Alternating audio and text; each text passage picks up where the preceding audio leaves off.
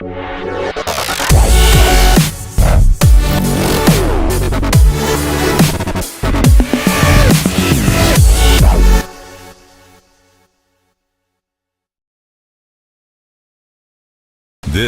is the Walk-Thru, powered by Triple F Elite Sports Training.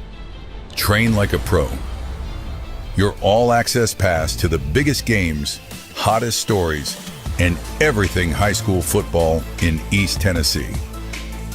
From the Friday night lights to the chase for championships, we bring you the stars, the headlines, and every heart-pounding moment. So strap on that chin strap and get ready. Jesse, Paige, and the 5-star preps team are here with the most complete high school football coverage in the state. This is the Walk-Thru.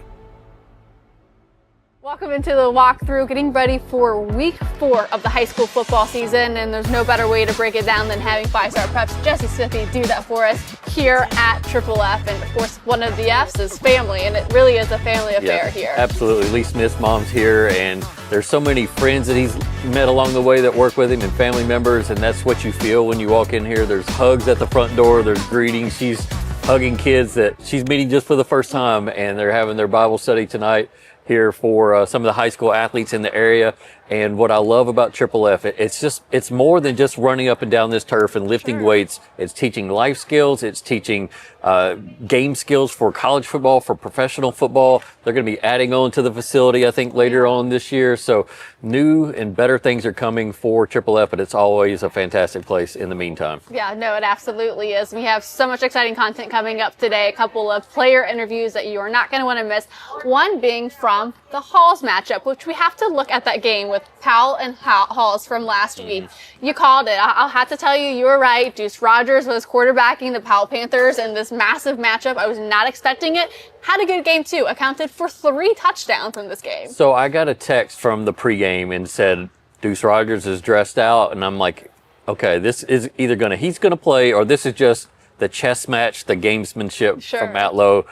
See Halls, see their quarterback, and he's gonna play. What do we do? Type of deal. But he not only played, he had the brace on his right knee, and dude is running all night long. Like, dude, you have a hurt knee. And like his second carry of the game, he's going 53 yards down the field. He ended up rushing for 161 yards in that football game. Touchdowns throwing, touchdowns running.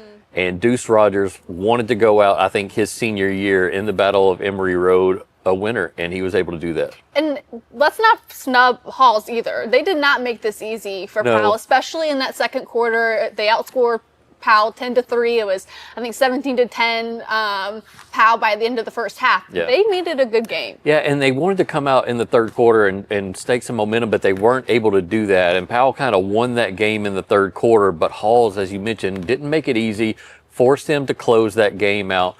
Now, for Halls, they have an off week this week, and we'll talk with Jarrell Chandler later in the show, a big-time defensive back who Tennessee has offered and many around the country. He's here for an exclusive interview, if you will. But they found some things, I think, at times in that football game. But they're 0-3 now. Nobody expected that. So it's going to be interesting to see if they go back to the drawing board, kind of rework some things, and come back in the second half of the season, try to piece it together and get into the postseason. And then if we get to the next matchup, it's Catholic and Lipscomb. Some good offense happening in that matchup, but Catholic gets it 42-20. We talked last week that Catholic's been absolutely just blasted by Lipscomb Academy every time they've played. And so Catholic got a little payback this time, and they absolutely smoked Lipscomb Academy. Here's what I like about Catholic football in that win. 3 penalties as opposed to the 10 or 12 penalties per game that they have been getting. 1 turnover instead of the 4 or 5 turnovers they normally have. So a lot more discipline, and that's what you expect, right? When you get to week 3 and week 4, clean up the early season woes, and that's what Catholic did. That makes them an even more dangerous team. They're rising up in the state rankings each week. And so they got some big matchups coming up in week 5, I believe. Yes, I want to look at this game as well. It's Heritage and South Doyle. Heritage gets the win, but specifically their quarterback, and Maddox McNeil, he accounted for 227 passing yards, and as an offense, they had over 400 yards in this game. Yeah, and he got some yards on the ground as well. And so that was the deal with Heritage football coming into this year, is they were going to have 2 quarterbacks. What kind of settled itself out, Matt McNeil ended up being the guy that took the reins of that starting position. And when you have one guy, it's easier. It's just easier for the offense to adapt to one guy and know how he throws the football and know his thought patterns and his participation patterns. And so you're seeing that, I think, come to fruition for Heritage. They had high expectations going into this year, and they're meeting those expectations. Any kind of league win for them right now is critical, just in terms of just getting to the postseason. So that was a huge step forward for Heritage last week. A couple other games that were of good note from last week, too. We can look to William Blount, who has a really good matchup coming up this week as well, so you'll want to stay tuned for that one. But they got a good win over Clinton as well. Yeah, Clinton put up 35 points, but William Blount, I mean, they're averaging 52 points per game this year through 3 games. And I think Jackson Dabrowski has silenced a lot of doubters for them. But again, they're in a very difficult league as well. And so going forward, as they get into some of these bigger matchups in the middle parts of the year, they can't just rely on 3-0 feel-good story. At some point, you have to go out and win some of those big-time matchups, and they'll have a big-time matchup here in week 4. Yeah, and West is still looking for something like that. They drop another game. Central gets a good win over West. What do you see from that game? Well, for Central, it was the moment that was kind of a statement win for them, right? In the second year under Kevin Lane, they had Caden Long at quarterback. They had Javiston Badgett and Torrin McAfee out on the perimeter and a lot of key players. But they had to go out and knock off some of those big teams, much like we were talking about William Blount. And they were able to do that. Now, West found a little bit of life in the second half, created some turnovers, ran the football, and perhaps that's their identity going forward. Just, again, hard-nosed defense running the football like they always do. But Central, tip of the cap. We thought it was going to be a good game. It was a great game. They get that win, and let's see if they can parlay it into more. Absolutely. Great games coming up in week 4. Great interviews coming up with Jesse Smithey and a couple of area players. You're not going to want to miss it. Stay tuned, and we'll be right back.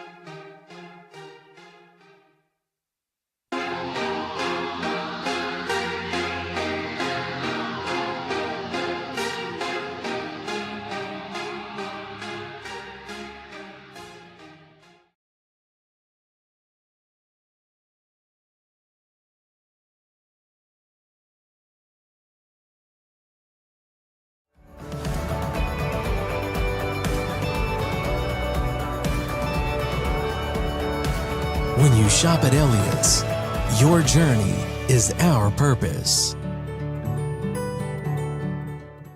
North Knox Siding and Windows is a complete exterior home improvement company that can help you with all your exterior needs. Visit us today at 5618 North Broadway.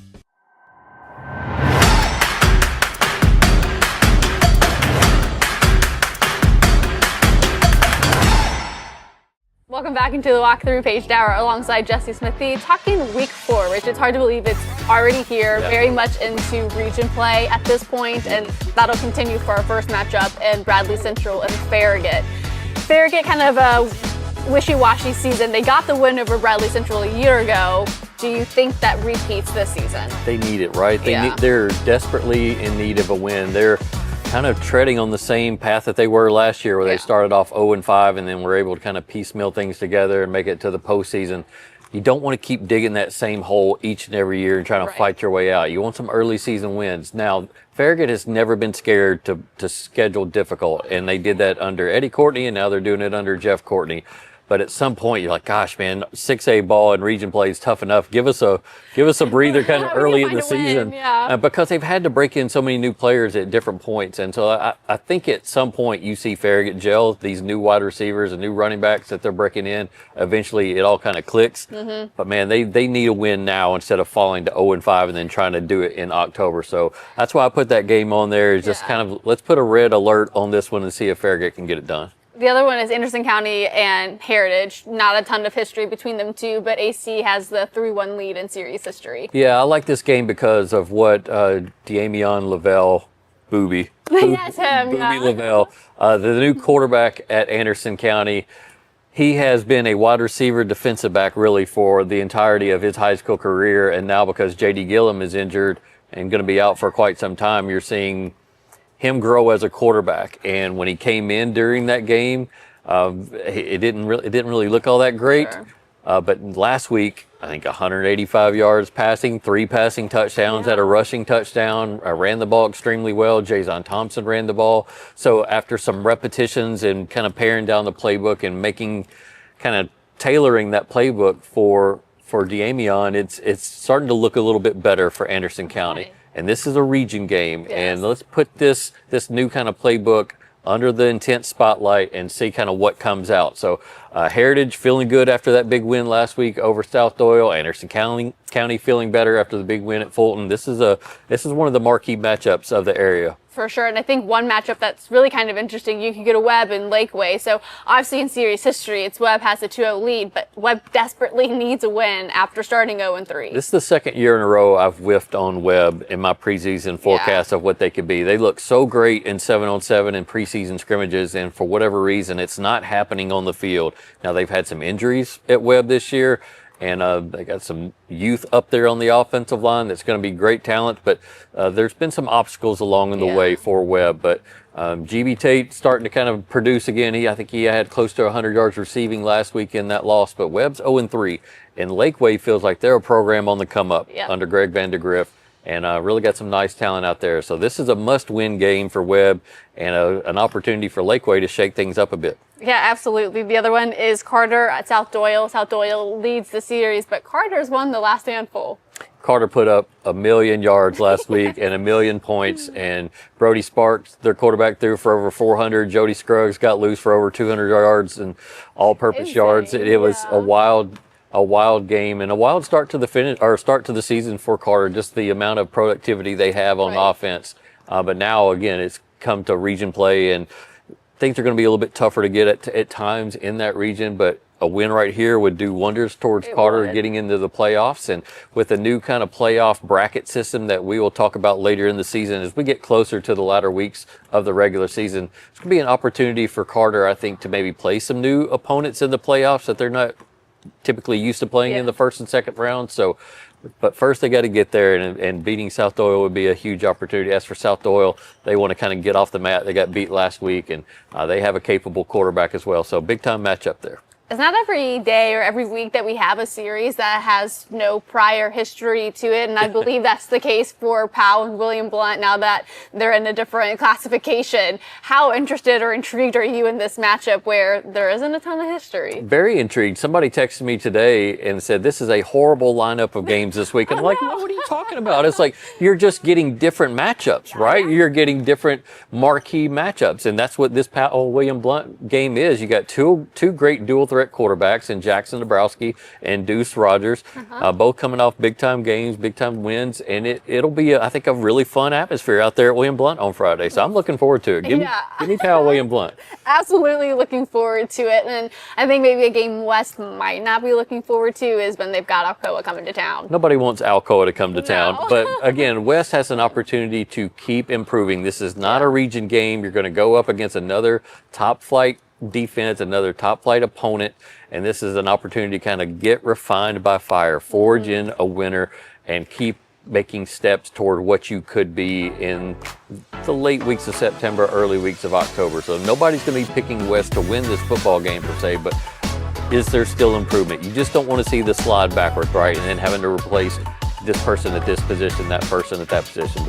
And as for Alcoa, they used to look forward to this game. This used to be kind of a new rivalry.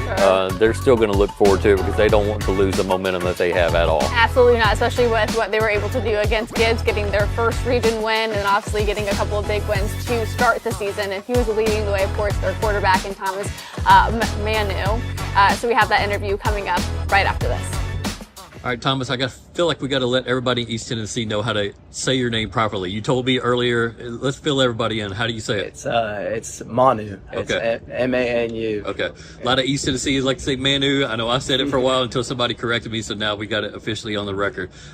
Speaking of kind of getting your name out there, how fun has this season been for you? I mean, I know you played last year on defense, but now as QB1 at Alcoa, a lot more people are getting familiar with your skill set, and how fun has that been? I mean, it's great. I mean, it's everything I've wanted. I just gotta keep grinding and stay in that weight room, get a little stronger. I think back to week 1 against Maryville. That's your first start as QB1.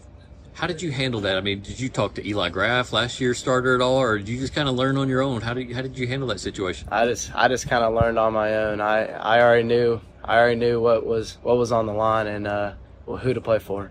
That touchdown right before the half, did that catapult you? Do you feel like into the second half that you had in that game? It felt like that was the point where you kind of arrived. Yeah. It motivated me a little more. It got my confidence up a little bit.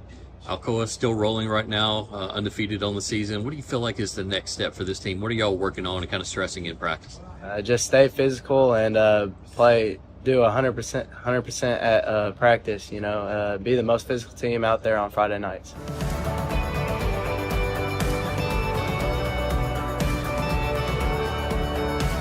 When you shop at Elliott's, your journey is our purpose. North Knox Siding and Windows is a complete exterior home improvement company that can help you with all your exterior needs. Visit us today at 5618 North Broadway.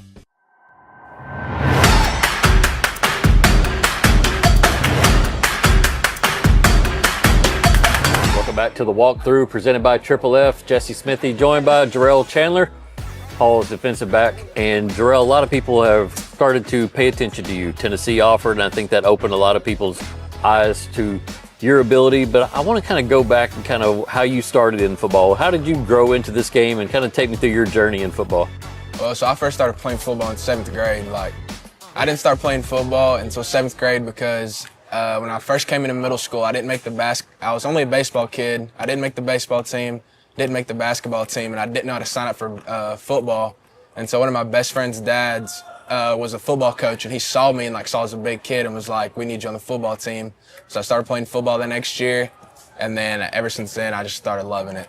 So when you say big kid, were you like lineman big kid? Because there's been some times where quarterbacks and running backs and wide receivers are like, "Hey man, I played offensive line when I was a kid." So when you say big kid, are you just talking tall? I was always just tall and long. Okay.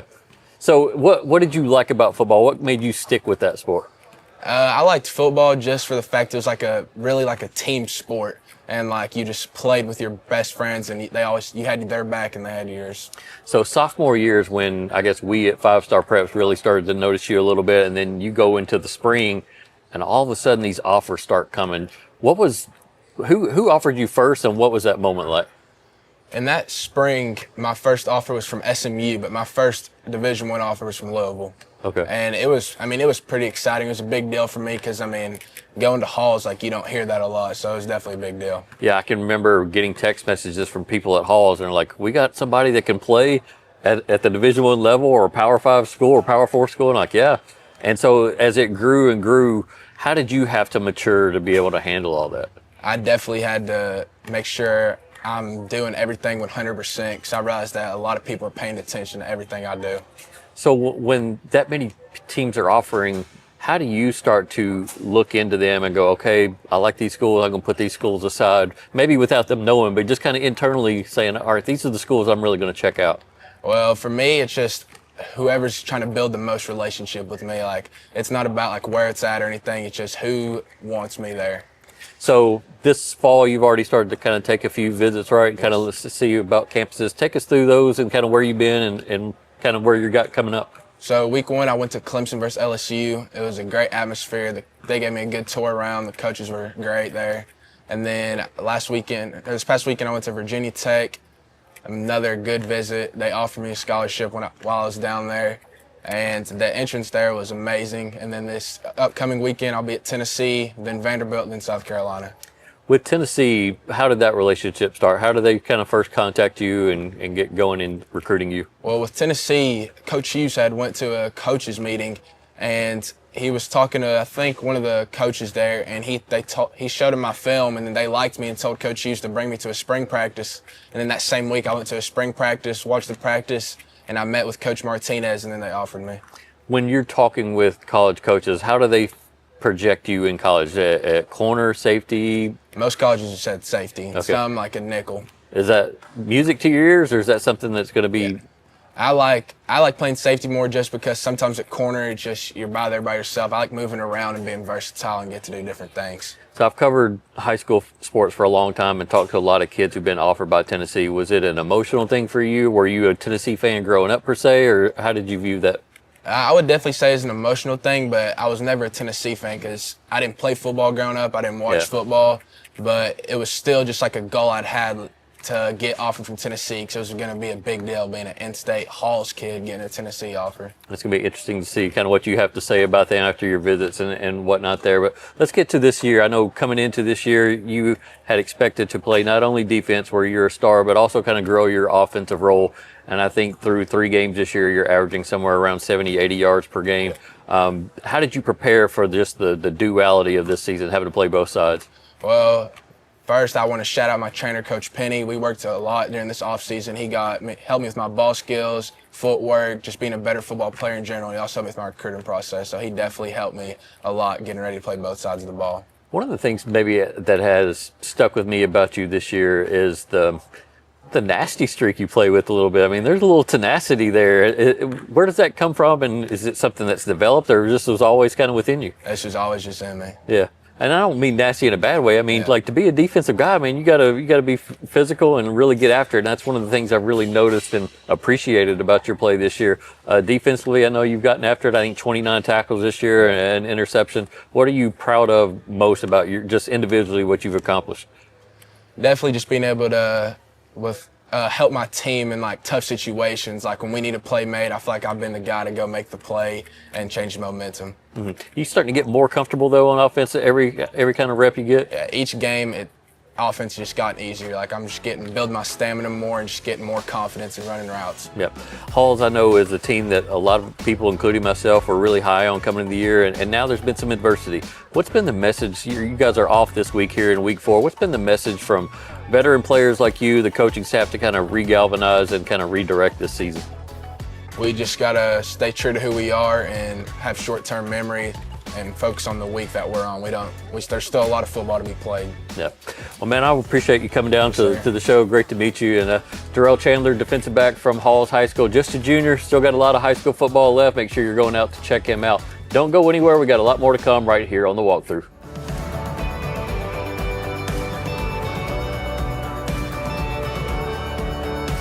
When you shop at Elliott's, your journey is our purpose. North Knox Siding and Windows is a complete exterior home improvement company that can help you with all your exterior needs. Visit us today at 5618 North Broadway.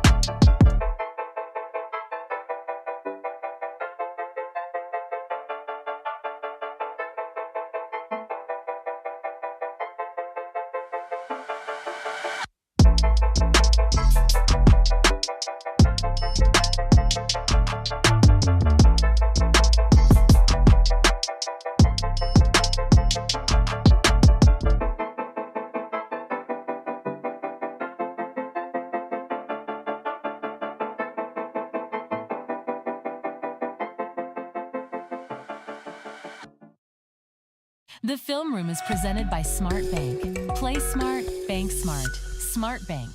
For more information, visit smartbank.com. Welcome back into the Walk-Thru. Obviously some good highlights we were just enjoying there that moment ago. Yeah, for Loudon High School, they win another kind of close game. They started off the year 0-1 and have bounced back with 2 wins. They get that hard-earned win in Kingston, 15-9. That was old school football, 2-3 yards in a cloud of dust, as they say. But Nolan Bassett, he's the quarterback for Loudon, but on defense, he had 3 interceptions in that win over Kingston. And so shout out to Nolan. I wish I would have known that sooner. I probably would have put him up for player of the week, but been trying to make up for it on social media and our show this week, just letting everybody know it's a rare occurrence to get 2 interceptions in a game, let alone 3. So shout out Nolan Bassett. Like their own hat trick. Be a lot of shout outs in this segment. Yes, I think one shout out you could look to Tennessee as well and their win over ETSU, putting up 72 points, and who was on the field during the end of the game. For me personally, I was riding around with the family, and to hear Tommy Winton's name there late in the game, getting catch after catch after catch, that was a guy that when he was a senior in high school, it was like, why is nobody offering this guy? He got offers early in his career, but by the time he's a senior, it was just kind of, where is he going to go? Yeah. And he is one of the more dominant players in East Tennessee at Catholic High School for sophomore, junior, senior year. And he even went to that 7-on-7 camp in the summer at at Neyland Stadium and balled out in front of Josh Heupel. And it's like, what's it going to take to get this guy in an orange jersey? And he just had a circuitous route to Tennessee, but he made it there and he got catches. And I texted him after the game. I was like, man, I'm proud of you, man. A lot of people could have quit and just given up on football, but he didn't. And he had his moment there. Maybe they'll make a movie like Rudy after him. So who knows? But he wasn't the only local player. I mean, we had a number of players in the participation report. You had Tommy Winton, Nate Brackett, the punter for ETSU, played at Rockwood. You had Mason Phillips get in at quarterback for Tennessee, former Northview Academy. I think he got a couple runs. Drew Francis, former West High School standout, got out there for ETSU on defense. Ryan Scott from West High School, defense for Tennessee. Braylon Harmon, Nick Moore, Deshaun Bishop, of course. Of course. It just, those are the cool moments early in the season, just to get to see the former all 5-star preps players out there on the field. Yeah, absolutely. And there was a former Alcoa player as well for TCU. They got them on the board T. Suter, he was a big-time player and ended up going to MTSU to really get his career going and then caught that touchdown. So good catch by you. Yeah. Right, you know, got to contribute every once in a while. Got to keep it straight, All right, so let's get to our pick segment, and this is always a fun time, maybe because you're also doing a little bit better too. We're getting there. We're getting there. We're almost in mid-season form. Let's look at Anderson County and Heritage. This could be an interesting one. Heritage obviously has a lot of steam behind them as well. Where are you maybe leaning in this matchup? Well, if you read the stories on 5-star preps, or really any media out there that covers Heritage, Coach O loves to talk about his interior defensive line and how it's very difficult to run on them. Well, that's what Anderson County's going to do. They got Jason Thompson. They're not afraid to feed him the football, and Boobie Lavelle's not going to be he's not going to be afraid to run the football. So that's the matchup to watch. Yeah. The Anderson County running offense against that Heritage defensive line. I like Anderson County to win this football game. I like the adjustments that they made last week in that win over Fulton, and kind of getting that confidence and that swagger back. That's going to serve them well. But this will be a fun little matchup. One that I hope is a fun little matchup is Powell and William Blunt. You had already mentioned Dabrowski earlier in the segment as well, but he had 144 yards and 4 touchdowns, obviously at the quarterback position last week. How much of that do you think you see this week? I'm going to go with the program that's used to winning these games, and that's Powell. Yep. Now, they're going to have to go on the road, and it's going to be a raucous environment there at William Blunt. But it's been a while since they've hosted just this big-time matchup like this. Yeah, it's crazy there when they play Heritage, and that's its own rivalry game. But rare has the occurrence been where a Powell has come to town, and everybody's kind of looking at them. So I think William Blunt's going to have its moments where its offense does what it does, because Powell's missing a big piece to its defense right now that it hopes to get back later in the season, a Division I player, Division I caliber player. But I still think Powell gets this win. And Deuce Rogers being back and doing what he's doing, got to give me Powell in that one. When we look to the next one, Webb and Lakeway, what do you think it's going to take for Webb to get in the win column in this matchup? Yeah, I mean, one of their running backs, Baxter Johnson, is out hurt this year, and he's a guy that's going to play lacrosse at the next level. He's a really fine athlete, and without him, it's been hard to kind of generate that run game that they need to open up your Shavar Youngs out there on the periphery. Now, they've used Shavar Young in a variety of ways to get him the football, and he's been able to get into the end zone a couple times, but there's going to have to be other guys step up. Yeah. And this Lakeway program is on the rise under Greg Vandergriff. They got a number of players in to transfer that's kind of bolstered that roster. So picking wise, this is a coin flip to me. Oh, okay. I'm going to take Lakeway in the win. I don't know. I don't feel the energy and the feel good around Webb right now. So I might ignite them. I might. I hope you do. They might give need them it. some bulletin board there. Need outers to but I'm going to take Lakeway to win that football game. Yeah, no, that's fair. The last one to look at is Carter and South Doyle. This is could be an interesting matchup as well. Yeah, absolutely. You got Brang at quarterback, throwing touchdowns all over the place for South Doyle this year, and Jeremiah Smith doing big things for them on offense and defense. I like Carter, though. Their depth chart just on the whole, what they can do with a variety of playmakers and quarterback in Brody Sparks. Todd Helton, the coach out there, loves to infuse positivity, and when they kind of go into a situation like that, you need that type of head coach and that type of mentality. So give me Carter to win that football game. I kind of like the picks this week. Okay. Yeah, I'm not upset with them. Sometimes I'm a little upset with them. Yeah, the Webb Lakeway is the one that I really don't feel like 100% either way, but I'm just going to go with the home team there. Okay. Well, that's week 4 of the Walk-Thru. Thank you for joining us. We'll be back next week. And to stay tuned with all things 5-Star Preps, make sure you subscribe to 5starpreps.com. We'll talk to you next week. This is the Walk-Thru, powered by F Elite Sports Training. Train like a pro. Your all-access pass to the biggest games, hottest stories, and everything high school football in East Tennessee. From the Friday night lights to the chase for championships, we bring you the stars, the headlines, and every heart-pounding moment. So strap on that chin strap and get ready. Jesse, Paige, and the 5-Star Preps team are here with the most complete high school football coverage in the state. This is the Walk-Thru.